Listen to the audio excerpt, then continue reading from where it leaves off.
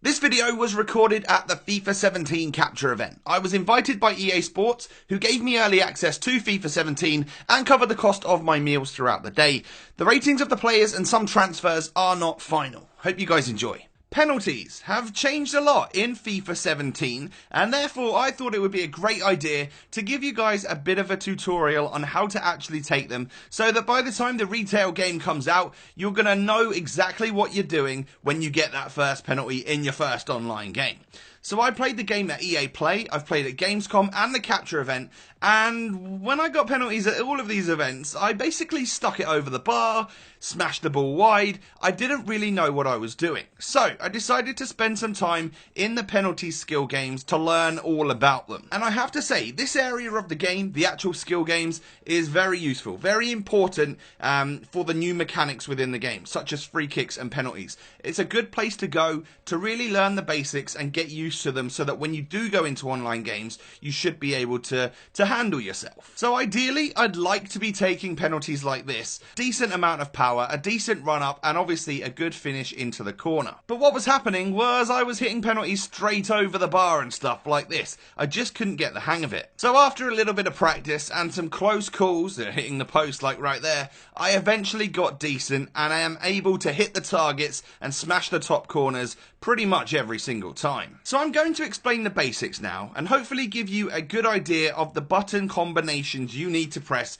when taking penalties on FIFA 17. The first thing you'll notice is that penalties are now started with a run up. You have to set your player off on a run as opposed to just pressing the shoot button like in previous FIFAs. So the first thing to do is to push forwards on that left stick to start your player running. Immediately once your player starts running, you can still use that left stick to angle your shot. So you're going from, let's say, a forward position on that left analog stick, and then you're sort of rolling it to the left slightly if you want to aim for that left-hand corner. And it's worth noting that at this point in time, you're literally aiming for the direction you'd like to go. You're not aiming top left or bottom left, you're just aiming left at this point in time. So your player's running up to the ball and you're aiming with that left stick in the direction that you want to go. You start to add power by pressing the shoot button. The longer you hold down that button, the more power you add to the shot, the higher that shot will go. So, for instance, if you want to hit a low shot, sort of along the floor, you're going to basically want to just tap the shoot button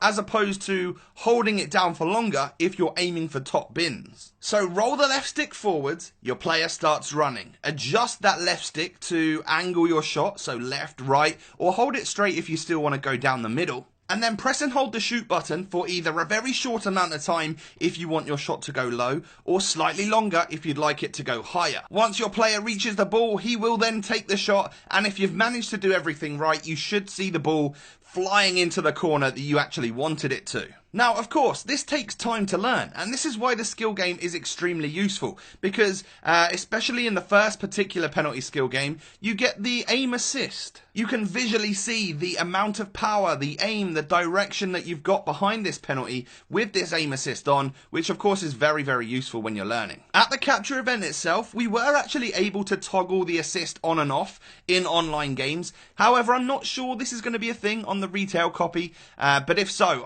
if your opponent can't see it, I would definitely recommend you switching on the aim assist. So as you progress through the skill game, you're going to have lots of different targets to hit, lots of different angles and corners to hit the ball in. And not every time are you going to have the ability to have that aim assist on. So start learning the muscle memory now and learn just how far left you need to put it in order for it to go left-hand side, right in the corner. Same for the right, and all that good stuff. Continuing on through this tutorial and through the skill game, you'll start to learn that you can customize your penalties. And this is where the new system really comes into its own. You can take so many different varieties of penalties this year, it's unreal. For example, you can adjust the player stance. You can move him left and right, forwards and backwards to adjust the run-up accordingly to how you want to take the penalty. You can take those normal power style penalties. You can also take finesse shot style as well, and of course the chip shots. And it doesn't end there. Previously, players would sort of run up to the ball all at the same speed.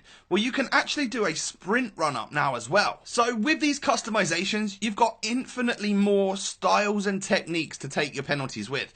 You can, for instance, adjust your run up and then sprint up to the ball and then slot a finesse shot perfectly into the top right corner. On the other hand, for a totally opposite penalty, you might want to have a really short run up where your player's almost standing on the side. You sort of walk up to the ball and then at normal speed roll it into the bottom left corner. That's going to look extremely different from that first penalty where you had a super long run up and you sprint at the ball. Of course, by learning and utilising these different techniques, you're going to be able to fake your opponent quite well. Let's say, for instance, you have this really long run up and then you sprint at the ball, but just before you've struck the ball, you hold the button which enables you to do a chip shot, and then where your opponent is expecting you to rifle it in one of the corners, you simply hit him with the Panenka. Hopefully this video has given you some tips and tricks and a little bit more of an understanding on what penalties are like in FIFA 17. Make sure you hit up the skill game once you get a chance to and really learn these, because once you get one in game, you don't want to miss that opportunity to score a goal. It might mean the difference between a win and a loss. If you've enjoyed this video, I'd really appreciate a thumbs up, and of course if you would subscribe to my channel, that would be amazing as well for more FIFA 17 content coming your way shortly. Thanks for watching guys, I hope you have a great day and we'll catch you next time. Peace.